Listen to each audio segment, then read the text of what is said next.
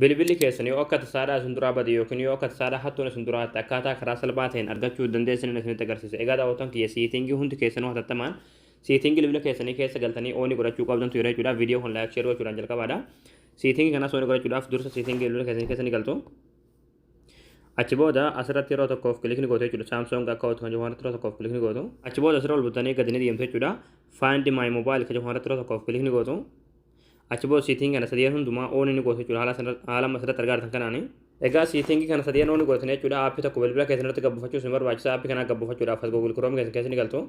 Achi booda bakka sarchii kanarratti yeroo tokkoof kilikni gootu. Achi booda bakka sarchii kanarratti gola Oromiyaatti ni barreessitanii gola Oromiyaa.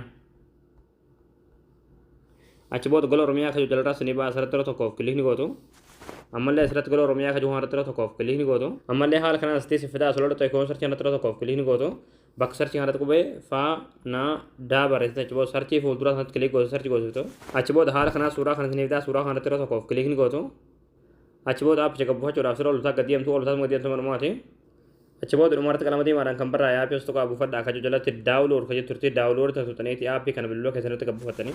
Hayyee daawwatan kiyya aappii gabbuufatanii gaara galtanii aappiin kana haala kanaan isin banamaa imeelii bilbiloo keessanitti wal qabsiisanii banatan jechuudha. Koontinuu kilik gootu. Achi booda paaspoortii imeelii keessanitti gootu.